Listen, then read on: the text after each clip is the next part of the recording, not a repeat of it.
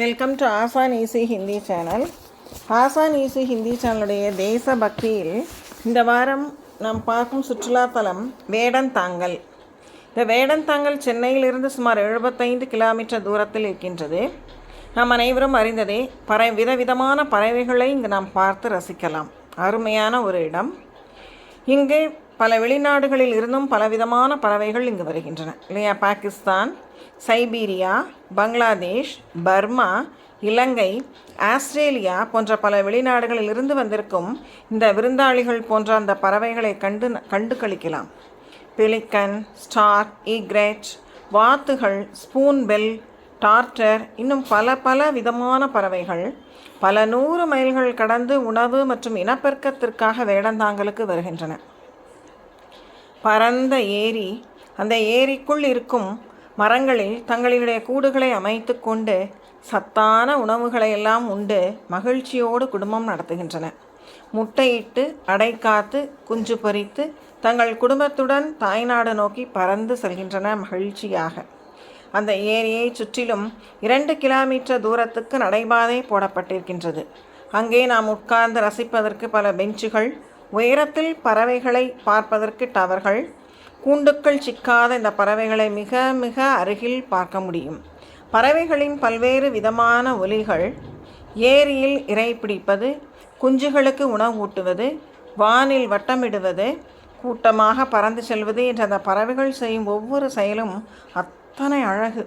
குழந்தைகளுக்கு அந்த பறவைகள் மீது ஆர்வத்தை ஊட்டுவதற்கு வேடந்தாங்கல் சிறந்த இடம்.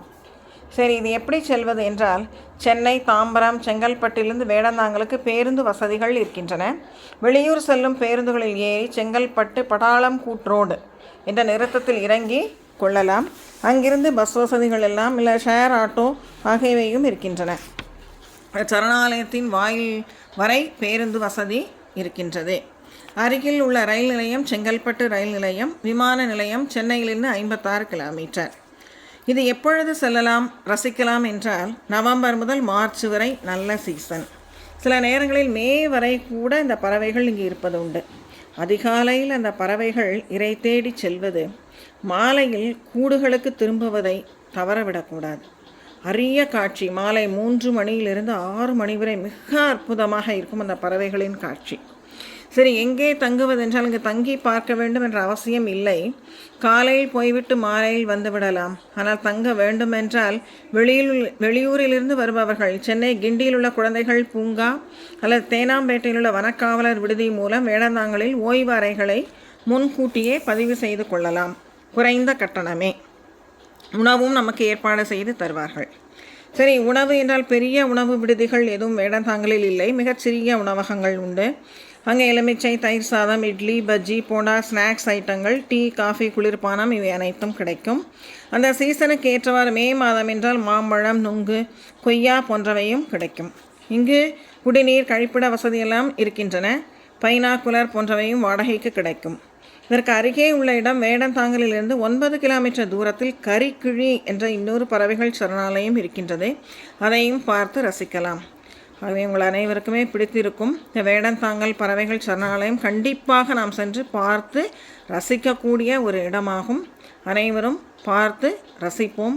நாம் மகிழ்ச்சியுடன் சந்தோஷத்துடன் இருப்போம். வாழ்க வளமுடன். நன்றி. அடுத்த தேசபக்தி சேனலில் வேறொரு சுற்றுலா தலத்தை பற்றி நாம் பார்த்து ரசிக்கலாம். நன்றி.